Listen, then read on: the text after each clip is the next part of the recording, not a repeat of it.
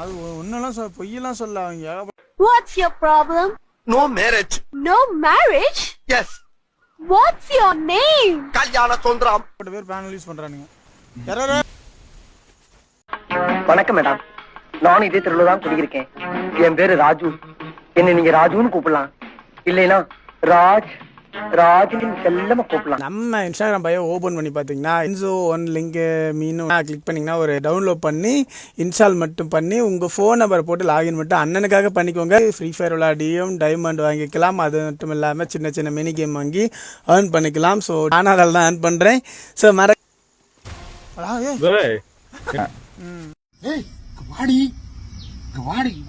வாடி அப்ப நான் போடுறேன் ட்ரெண்ட்.